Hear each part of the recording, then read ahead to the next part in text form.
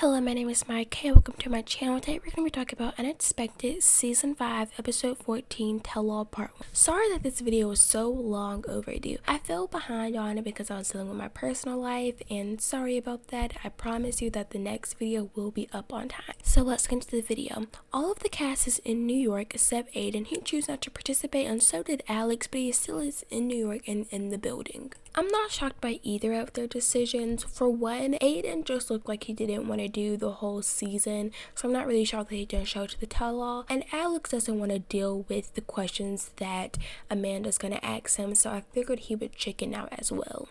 All the other dads are backstage looking what's going on the stage on the TV screen. They cannot hear each other, but they can see each other, other than the girls on the stage because of course they're in the cameras and it would make sense for them to watching the dads backstage. But anyways, going to on stage, all the girls and their mothers watched their wildest moments from the season. Kylan's mom was virtual. I'm not 100% sure why, but if I take a guess, it's probably because they didn't want to endanger her dad's safety with COVID and all of that, especially since he already has existing medical problems. After watching the wildest moments, Marie tears up because she didn't get to be there when Xavier was born, and seeing those clips made her tear up. Then the host Amanda, I believe how you pronounce it, asked Kylan, did you want your mother to be there because you know that she wanted to be there? And Kylan said no. She said that she was fine and she wanted Jason to be there more than her mother. And Jason is backstage clapping his hands, saying he loves it, and talking to other guys about how he almost didn't get to see the birth, and Lawrence asks why, and Jason gives a false version of the story, or not a false version of the story, but a toned down version of the story. He says that the doctors were pushing the epidural on the Kylan, and he was like, no, it has fentanyl in it, you're not getting the epidural. I've gone over this fentanyl stuff before, so I'm really not going to get into it,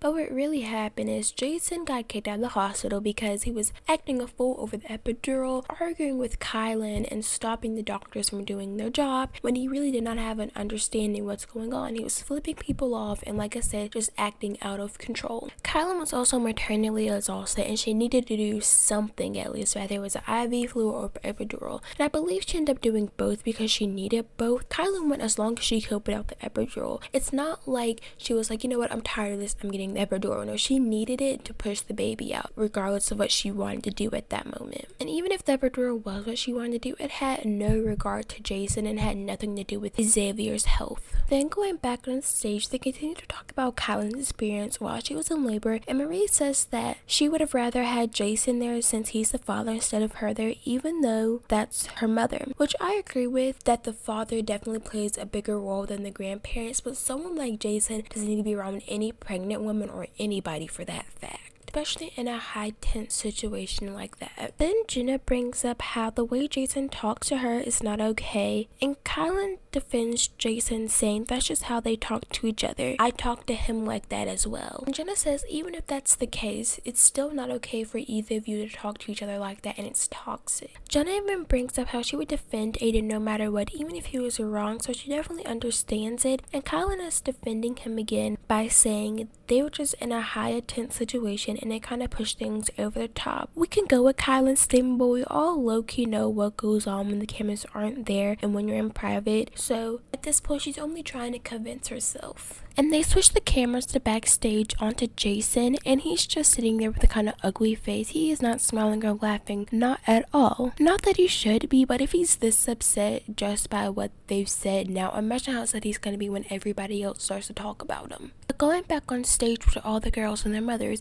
Amanda brings up how there's multiple generations of teen parents. Then she asks the girls were any of them on birth control and were they taking any precautions, and they all said yes and no. For example, Tara was like she would forget to take it, and as well for the same situation for Kylan. Then Erica brings up a really good point about how ask the fathers were they taking any precautions, and let's just not put all the pressure on the girls, which I usually do not agree with Erica at all, but she's 100% right on this. It takes two people to make a child, and it should not be solely just one person's responsibility to take precautions. Going backstage, Jason says the nicely way to put it that he ejaculated in Kylan every time, and he laughs it off, and Lawrence is just looking at him like interesting comment, and I'm kind of disgusted, but okay. And it was just ridiculous. But anyways, going back to on stage, Amanda talks to Erica and Emerson and brings up how Erica was preaching abstinence, meaning no sex before marriage, and it was just off her to preach that since she was a teen parent parent as well, and especially now since the damage is already done. And she said she didn't want them having sex, she just didn't feel it was appropriate, which Erica can feel however she wants to feel, but at the end of the day, take away your feelings away from the situation, especially when you have to find a solution to the situation,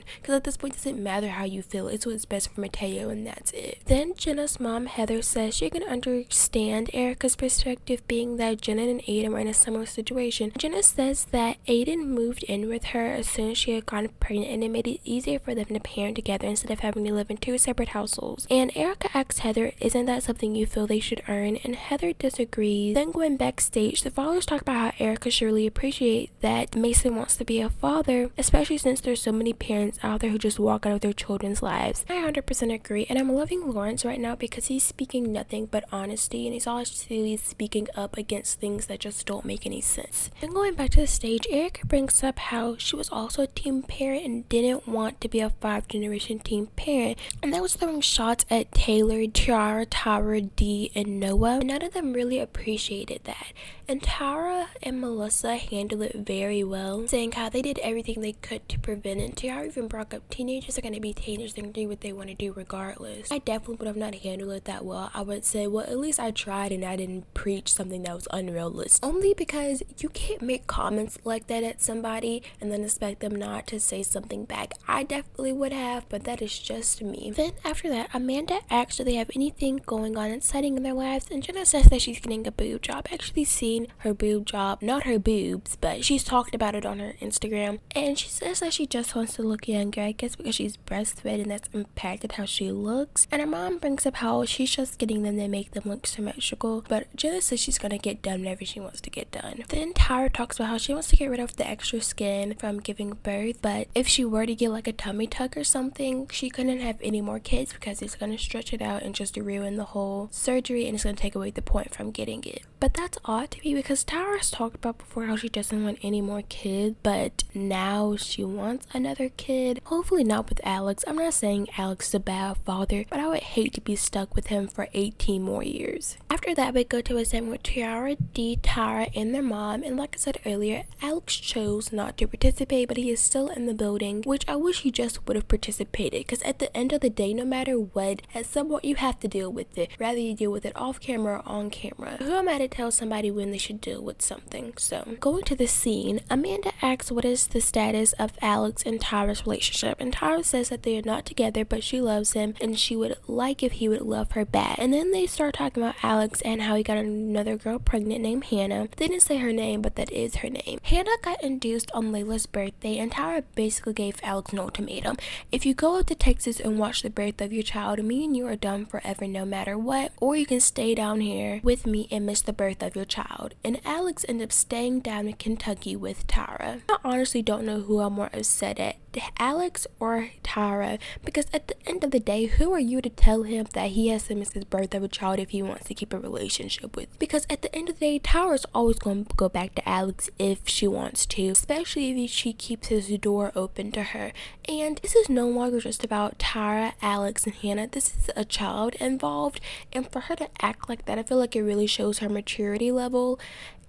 And for Alex to choose her over his own child, who he knows is his biological child, is just kind of disgusting as well, because why would you do that? Because you also know that Tyra's going to be with you regardless if she wants to. So at the end of the day, this really just shows their immaturity and their selfishness, in my opinion, and I don't feel that was the right decision to make, and they're both guilty on both ends. I get it, they're only 21, but even though they're only 21, they've had a child together, so you'd think a maturity level would have grown by now, but I guess not. And through like this whole Alex and Hannah and Tyra situation, everybody's been blaming Hannah, Alex's other mother of his child, and I wish we would just take some of that blame onto Tyra and Alex, because they are also part of the problem as well. Then the paternity of the baby comes up, and Melissa doesn't think it's Alex's baby, because what she sees, the baby doesn't look like Alex, since Alex has such strong genetics. Even though I don't believe anyone has seen a real picture of what the baby looks like, but maybe they have and we just haven't seen it as the public.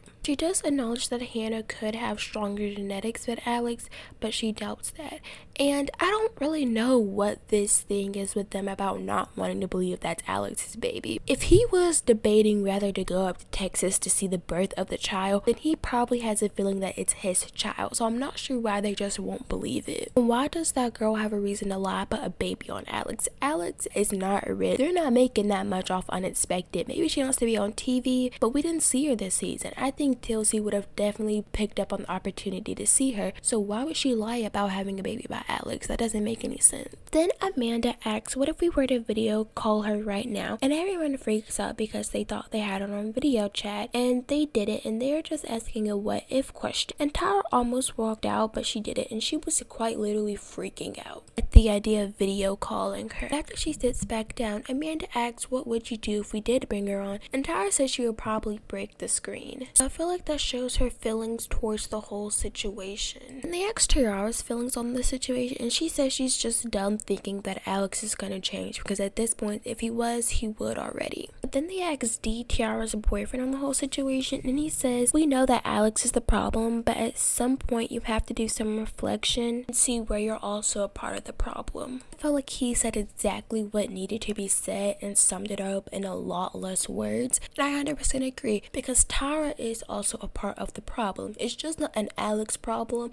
and that's why I said there needs to be a blame put on everyone else in the situation, because Alex and Hannah are not the only one contributing to it. Tyra is as well. And Tiara brings up how Alex is always gonna come back to Tyra no matter what, as long as she keeps her door open, because she pays for everything. She has a house, she has his kid, and it's a secure spot for him, which I never really thought about that, because I didn't realize that Tyra and Alex have always lived together in some shape, way, or form. That was a very good point to bring up. Then Amanda brings up how Tyra and Tiara get into a fight about Alex all the time, but they say even when they do get in a fight, they blow over and act like it never happened and get back on good terms. And they bring up how you cannot say the same for cousins. They bring out Candace, Taylor, and Noah to talk about the whole baby nursery drama, and they put it all behind them, and they are now at a good spot. There's no need to rant about that because it was just dumb drama to begin with. Moving on to the segment with Jason and Kylan. They start the segment by all the girls rushing backstage to see the segment, and one of them says we're gonna watch Kylan and the Goblin, which I thought that was funny, and all the names they call them is just perfect for what he really is. But then we go to the segment with Kylan, Jason, and Kylan and Jason's parents. They show clips of him and how he acted the whole season, which is obviously terrible, and all the girls backstage have the same reactions everyone else did. He's a jerk, he's terrible, and no one likes him. Going back on stage, Amanda brings up how the things that Jason said to Kylan were terrible,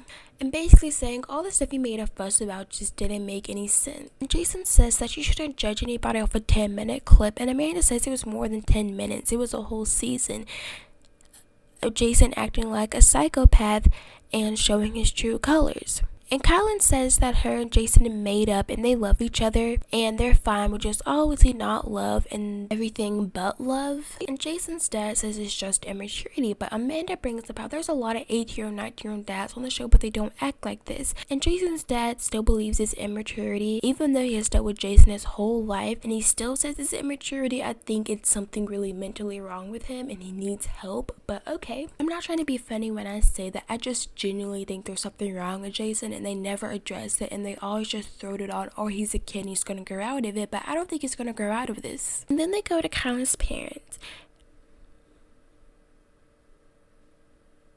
and Kylan's dad couldn't be there because of his health problems, and he's stable at the moment, but it's still dangerous for him to travel and stuff like that with COVID. Amanda asked her dad how did she feel about the whole labor situation, just how he treated her the whole season, and Kylan's dad said he wanted to wring Jason's neck. The real question is, why didn't he? Jason is a fragile 19-year-old boy, and I feel like maybe you didn't have to wring his neck, but that's definitely what he deserved. But why not even like some type of a lecture of some form, like saying you can't treat my daughter like this, or anything at that point.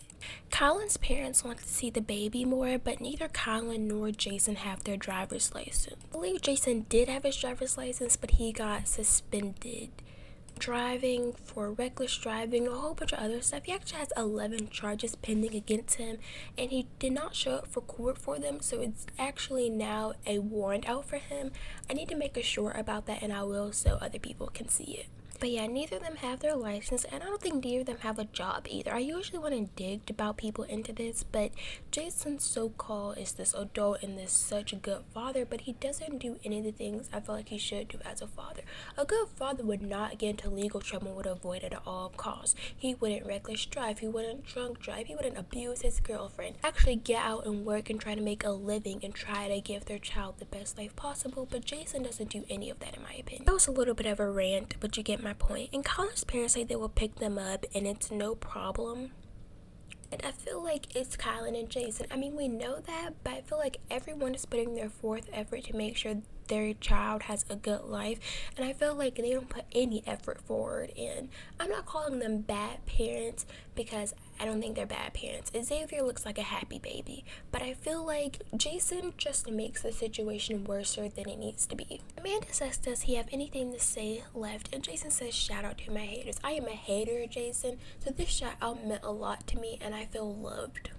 They bring everybody on stage except the grandparents, and they're eating Jason alive, and I am loving it. Jenna brings up how Aiden or Jason are similar. I don't really recognize that, maybe because we've had so much attention on Jason, and also Aiden doesn't really talk a lot, so maybe we just never noticed it. I could definitely see that by how Aiden would talk to Jenna on camera. All really worried for Colin, and Colin is defending Jason back to back no matter what. Colin is saying they forgave each other and they're fine. And before they had all got on the stage together, Kylan said that none of the girls like me, which that is not true. They like Kylan. Kylan isn't the issue. It is Jason who they don't like, and everybody else. I have seen some people who genuinely dislike Kylan and they just think she's dumb, which I can see how someone would feel that way, but always have to remember that she's in an abusive relationship and she can't see things clearly. So I would just ask that everyone keeps that in the back of their head when they talk about Jason's and Kylan's situation. I have even posted some questionable shorts about Kylan and Jason because I feel like she does need help, but I also feel like she'll get it when she's ready. And I don't think we need to bash her. I think we can still have sympathy, but I also don't think she's gonna listen. But like I said, there's no need to bash her because she's still gonna be in the same situation regardless. And Kylan has finally heard enough and she's irritated, and she walks up stage and says they just need to mind their business. And Jason says that everybody watches the show for them and he's the star, and they're mad that they're not as famous as them. That is the most craziest thing I've ever heard. I was watching the show way before Jason, and I will if Jason is off, and everybody doesn't watch the show for Jason. Jason is the last person we watch the show for. Even if Jason and Kylan were the reason why people watch, there was always plenty of watchers before Jason and Kylan came along. They didn't get this far just with them. They've had 4 seasons so far without them. They were successful, so I'm not exactly sure what he's talking about. Why would any of them be upset that Kylan and Jason are so-called more famous than them, have more followers than them, when I know specifically Tyra has more followers than Jason and Kylan combined, so I'm not sure what he's talking about there either. I'm pretty sure all the other girls have a lot of followers as well, and even if he does get more followers or a lot of followers, whatever he's talking about, he will not get any deal brands or make any money off it because companies don't want to work with people like Jason. When they get backstage, Kylan is upset, saying there are a bunch of teenagers attacking her, even though I think all of them are actually older than her, so I'm not sure what she's talking about there. And she says she's the type of girl, when she gets mad, there's going to be a lot more drama, and I would love for her to get mad. I would love her to not be run over all the time. I would honestly be proud and happy for her. Like, at this point, you need to get mad, especially how Jason's treating you. Jason's dad say they're the reason why the show is even popular and they wouldn't have a show without them. That is crazy that he says that, and I knew there was something wrong with Jason's dad, because you don't get someone like Jason and you don't go wrong with parenting, or they don't pick up traits that you have, and they would have a show without you. There are plenty of interesting other teen parents out there who aren't abusive, so trust me, they would have a show without y'all. And Jason says that he loves the attention. I know it does. It boosts his ego, and I've said this before. Jason loves the attention because it boosts his delusional ego, and he takes hate as love, maybe because that's the only thing he's gotten from the people around his life is hate, and he thinks that's love. I'm not exactly sure. I don't care enough about Jason to dissect his childhood and all that stuff. But even if you do love attention, why do you want this type of attention? This isn't the good type of attention. This is the type of attention that will get you in prison, so I'm not sure why he feels like that. Jason and Kylan just gave me a headache. It's more of Jason than anything because he's the abuser, but I feel like for Kylan not to recognize it, it's kind of frustrating. Like, I get it, she's in an abusive relationship, she probably won't recognize it for a very long time, but it's just like everyone is around you telling you that he is abusive and he's crazy. And I know she won't understand it until she wants to, but it can just be frustrating to look at. Going back on stage, everyone is just expressing how they feel about him, and Lily says that she's brainwashed and won't see it until she wants to, which is true. And I feel like a lot of these girls have been in the exact same experience, so they know from experience, and maybe she would hear it better from them, but obviously not. And they bring the grandparents on stage, and they basically just talk about how Kylan's and Jason's relationship is not a good relationship and how it's toxic and how it's just not healthy. Then they talk about Tyra and Alex's relationship and what are their opinions, and Emerson says that Tyra deserves to be treated better and not treated as a second option. And Amanda said, do you hear yourself? Like, you should not be the first option or second option, you should be the only option. There should be no side chick or any baby that didn't come from y'all's relationship. There should be none of that. Then Amanda brings up how Emerson and Mason had a rule that they all follow, and they chose to break it, and it was not to sleep in the same bed. And Mason said there was a whole bunch of rules, but Erica says there was only one rule, and that was not to sleep in the same bed, which I don't know if I believe that or not, because there probably were other rules, but Erica didn't see them as rules, if that makes sense. And Noah's Taylor boyfriend says that the damage is already done, so there's no need to hover and make a whole bunch of rules. And going backstage, Jason and Kylan finally decide they want to come back on stage, and Jason says he wants to make a big entrance, make a big statement, even though that's not how TV works, and like there's a whole production crew behind it, and there's like rules to this stuff. Like, you just can't decide to make a big grand entrance. Like, that isn't how TV works. They start getting ready to go back on stage. There is no big grand entrance in this episode, and that was the end of it. It was a 10 out of 10. They definitely talked about this that I felt like they needed to talk about. Definitely wish they would have asked more direct questions and more uncomfortable questions, in my opinion, and also made Alex get on stage or something. I hate when they do that, because in my opinion you signed up for this, so don't chicken out of it when it's not in your convenience. I wish we would have got to know what the Hannah situation was, if that's his child or not, maybe see what the child looked like or some, because Amanda asked the questions that I felt like she could ask without getting them upset, but I feel like if they get upset, that's fine, this is your job.